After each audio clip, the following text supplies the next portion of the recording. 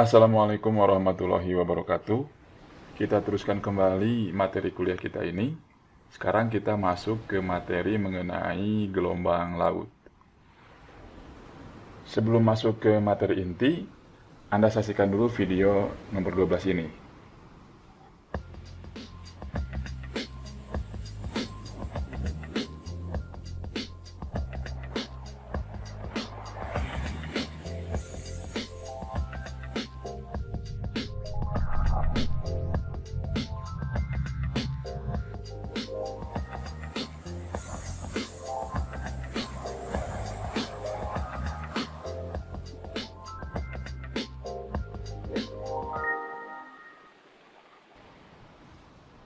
Pada video nomor 12 ini, sedikit disinggung mengenai apa itu gelombang, bagaimana gelombang menjalar dari lautan, ya kan, ke pantai. Untuk saya pribadi, saya menyukai meneliti mengenai gelombang laut dan tentunya pantai. Karena gelombang laut itu dapat kita lihat. Jadi kalau kita ke pantai, pasti kita ketemu dengan gelombang laut. Kalau materi-materi kemarin, seperti arus geostropis, kemudian densitas, apalagi ya, kolom air, itu kita harus ke tengah lautan. Artinya kita harus mengkaji di daerah-daerah yang agak jauh lah dari pantai. Artinya kita perlu modal untuk perginya. Kalau saya mengkaji gelombang, saya ke pantai, saya bisa lihat gelombangnya itu. Jadi kalau untuk saya pribadi lebih terasa gitu ya, lebih merasakan kajian yang saya teliti. Tapi baik itu gelombang laut, arus geostropis, kemudian juga densitas, temperatur, ya semuanya sama pentingnya untuk mengkaji mengenai kelautan. Nah, inti materi kita tidak akan lepas dari yang namanya gelombang yang menjalar dari lautan ke daerah pesisir. Kita teruskan pada slide berikutnya. Nah, mengapa kita mempelajari gelombang? Tentunya gelombang laut ya. Yang pertama, maksudnya di awal-awal bagaimana manusia mempelajari gelombang laut adalah untuk keselamatan pelayaran. Anda tahu ya, semakin besar tinggi gelombang, maka resiko pelayaran pun semakin besar pula. Jadi awalnya manusia mempelajari gelombang itu adalah untuk keselamatan pelayaran. Ya Anda tahu ya, saat adanya badai, gelombang akan semakin membesar. Lalu kemudian, nah ini gelombang itu dipelajari untuk desain pelabuhan. Jadi untuk penentuan tata letak layout pelabuhan, ya kurang lebih seperti ini ya layout pelabuhan ini. Dan tentunya juga untuk penentuan kedalaman alur pelayaran. Ini kembali lagi untuk keselamatan. Dengan mengetahui karakteristik gelombang, maka para ahli akan mengetahui bagaimana cara mendesain pelabuhan. Ya, tujuannya supaya pelabuhan ini aman dari terjangan energi gelombang. Berikutnya juga hampir sama dengan slide sebelumnya, yaitu untuk perencanaan pembangunan pelindung pantai. Jadi ada saatnya gelombang itu sangat besar, dia akan mengikis daerah pantai. Kurang lebih gambarnya itu, nah seperti ini nih. Ini kan gelombangnya besar nih, energi gelombangnya itu besar. Kalau tidak ditahan ya, oleh seawall, ini seawall, dia bisa tereduksi daerah ini tuh. Makanya diberi tembok seawall, bisa juga diberikan namanya jetty, ya, dan juga groin. Nama-nama bangunan tadi itu berfungsi sebagai pemecah gelombang atau breakwater ya. Nah, ini hasilnya nih. Ini terjadi kalau misalnya daerah-daerah ini tidak diberikan pelindung. Nah, ini hasilnya. Ya kan, Anda bisa saksikan bagaimana gelombang itu mengikis daripada pantai. Ini saya yakin rumah ini asalnya jauh dari pantai. Karena mungkin diambil mangrove-nya, diambil terumbu karangnya, gelombangnya bisa menjadi naik ke depan. Saya yakin juga bahwa masyarakat di sini sudah melakukan upaya menahan gelombang. Ini ada, kalau Anda lihat di sini ada ban ya, gambar ban. Saya zoom lagi di sini ada gambar ban. Nah, ini juga sebenarnya upaya untuk menahan terjadinya abrasi. Abrasi sendiri adalah proses pengikisan pantai yang lebih banyak disebabkan oleh tenaga gelombang laut tentunya ya. Dan ada juga oleh arus laut. Tetapi gelombang itu energinya lebih besar dibandingkan oleh adanya arus laut. Dan abrasi ini bersifat merusak. Ya, ini jadi rumah ini jadi dekat sekali dengan garis pantainya ya. Ini juga, ini saya yakin asalnya tidak seperti ini, jauh ini. Kita lihat lagi berikutnya, ya ini juga gelombang seperti yang saya bicarakan di awal kuliah. Itu kan gelombang juga bisa menjadi potensi untuk wisata, ya wisata surfing ya. Jadi kalau Anda mempelajari tentang wisata bahari, ada namanya wisata minat khusus. Itu nantilah di mata kuliah yang lain. Tapi juga gelombang bisa menjadi suatu penghalang untuk pariwisata. Maksudnya bisa menjadi sumber bahaya untuk pariwisata. Kita lihat lagi kepada gelombang juga dipelajari saat kita akan membuat suatu bangunan, baik itu di lepas pantai ataupun di pantainya sendiri. Ya kalau yang tadi di awal-awal itu kan tentang pelabuhan. Nah ini bangunan di offshore. Ini rig ya, rig untuk pengeboran. Lalu juga pemanfaatan gelombang saat sekarang bisa atau sedang digalakan untuk energi. Jadi ada suatu alat yang disebut dengan wave energy converter. Alat ini berfungsi untuk menangkap energi gelombang. Kalau dalam bahasa Inggris itu harvesting apa ya? Memanen lah ya, memanen energi gelombang untuk dirubah menjadi energi listrik. Nama alat ini namanya pelamis. Cara kerjanya kurang lebih seperti ini. Kebayang ya? Jadi bagaimana dia bergerak-gerak. Jadi ini pelamis ini. Pipan besar gitu ya. Diapungkan di tengah laut. Nah, dia kan bergerak-gerak nih, bergerak-gerak. Nah, dia bergerak-gerak, ada yang gerak, namanya juga kalau ada yang gerak ada energi. Di dalam pelamisnya ada turbin. Nah, ini ada kabel yang disangkutkan kepada baterai yang menerima energi ini. Ini untuk wave energy converter yang ada di tengah laut. Tapi pada umumnya wave energy converter itu banyak dibangun di pinggir laut. Seperti misalnya wave energy converter yang berbentuk turbin. Jadi bentuknya kurang lebih seperti ini. Dia disimpan di pantai ya, di pinggir laut, di coastal. Nah, cara kerjanya ya sama sih, turbin-turbin juga. Bedanya kalau dia menangkap energi gelombang, jadi si turbin ini, ada gelombang yang masuk, ada yang masuk, keluar, menggerakkan turbin. Nanti mundur lagi turbinnya. Terus seperti itu. Ini kebanyakan digunakan untuk gelombang laut ya, dan juga pasang surut. Itu tadi mengenai mengapa kita harus pelajari gelombang atau aplikasi-aplikasi daripada gelombang laut. Kita lihat lagi apa itu gelombang laut. Nah, gelombang laut adalah pergerakan naik turun air laut dengan arah tegak lurus permukaan air laut yang membentuk grafik sinusoidal. Jadi, pada saat ada SMA, kemudian juga Anda di tingkat 1, Anda kan belajar fisika.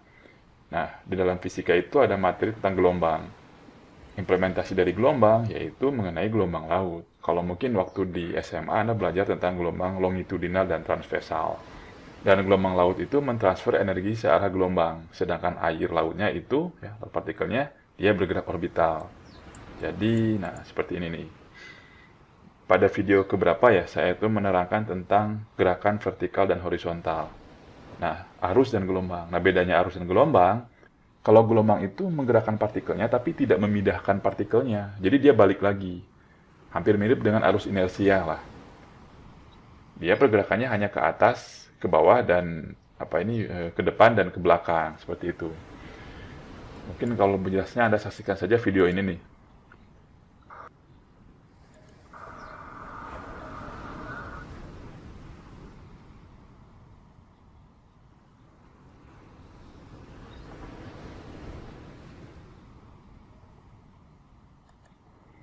Ya, saya cut dulu ya. Jadi Anda perhatikan di sini ada gabus. Gabus ini merepresentasikan dari partikel air. Gabus ini dia bergerak hanya berputar-putar saja, gitu kan, turbulan. Pada dasarnya gabus ini memang berpindah posisinya, tapi dia kembali kepada posisi awal. Dan kalau Anda perhatikan terus, sebenarnya gabus ini juga berpindah secara horizontal. Dia bergeser ke sini. Ini kan ada meteran ya, ini meteran baju lah ya. Ini 20 sampai 21 ini inci, yang ini adalah sentimeternya. Kalau Anda perhatikan terus video ini gabus ini dia bergerak terus ke depan, ke arah sini. Dia bergerak itu bukan karena gelombang, tetapi karena ada energi. Jadi energi inilah yang menghentakkan gabus ini. Dan energi itulah yang ketika nanti mencapai pantai akan mengakibatkan adanya abrasi pantai. Ya kalau si gelombang tadi tidak ditahan atau tidak dilakukan breakwater ya. Kita teruskan saja nih video ini.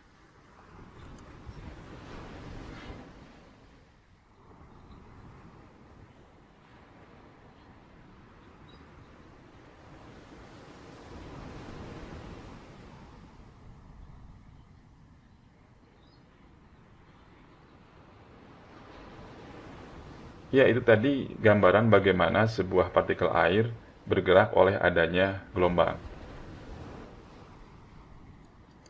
Kita teruskan kembali pada slide berikutnya. Kita teruskan kembali pada slide berikutnya ya. Ada 3 penyebab utama dari terbentuknya gelombang di lautan. Yang pertama adalah faktor daripada meteorologi. Ya, seperti misalnya itu angin. Ini yang utama, itu angin. Kemudian perbedaan daripada tekanan udara. Nah, sea and swell ya, termasuk kepada gelombang yang diakibatkan oleh faktor meteorologi ini. Apa itu sea and swell? Yang terlihat di depan ya. Kemudian ada oleh karena gempa bumi. Gempa bumi ini mengakibatkan gelombang tsunami. Dan gelombang tsunami ini dikategorikan ke dalam gelombang perairan dangkal. Atau gelombang yang panjang. Apa sih Pak ini? Nah, ini di depan ada lagi nih, akan saya terangkan apa itu shallow water dan long wave ini ya. Dan berikutnya adalah gelombang yang disebabkan oleh faktor astronomi. Nah, ini pasut. Ini juga sama, dikategorikan ke dalam shallow water or long wave. Nah, ini nanti ada di depan ya penjelasannya. Sebenarnya ada satu lagi faktor penyebab gelombang di lautan, yaitu faktor eksternal dari kegiatan manusia. Misalnya, oleh karena propeller kapal, oleh karena ya ciprakan Anda kalau misalnya Anda berenang, itu kan terjadi gelombang. Tapi gelombang-gelombang tersebut tidak dikategorikan ke dalam 3 gelombang ini. Karena gelombang yang dihasilkan oleh aktivitas manusia itu sangat kecil sekali. Baik itu tingginya maupun juga energinya. Nah, kemudian melihat lagi, nah ini adalah gelombang dari gaya non-meteorologi. Gelombang di lautan juga bisa disebabkan oleh gaya non-meteorologi. Jadi gaya yang bukan oleh angin, bukan oleh cuaca. Ini adalah faktor-faktor penyebab dari gelombang di lautan yang disebabkan oleh gaya non-meteorologi. Yang pertama itu adanya gempa bumi. Ya kan? Oleh adanya gempa bumi bisa terjadi tsunami. Lalu kemudian oleh adanya aktivitas vulkanologi. Meletus gitu gunung ya. Lalu juga oleh karena adanya longsor. Ini longsor.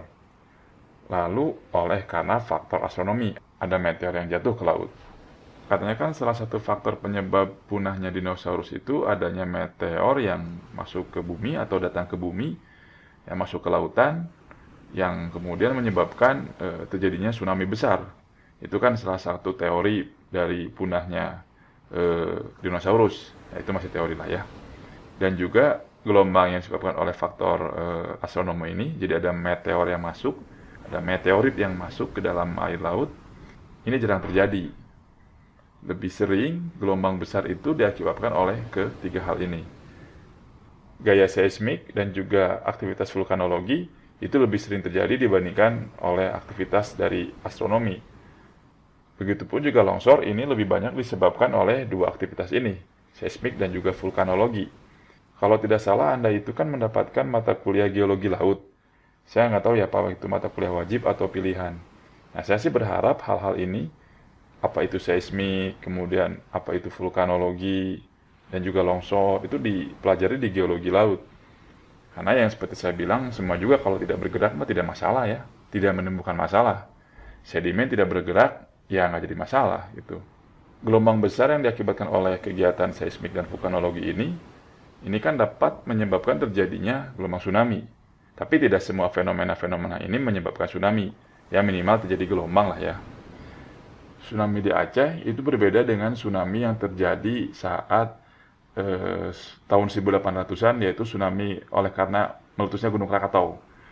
Itu juga berbeda dengan tsunami yang disebabkan di Banten kemarin tuh, tahun 2019.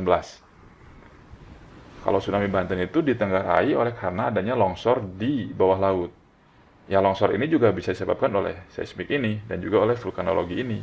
Jadi ada getaran di dalam dasar lautnya yang menyebabkan adanya longsor. Ini kan getaran ini menghasilkan energi kan. Energi ini menggerakkan air laut, liquid. Ini juga sama.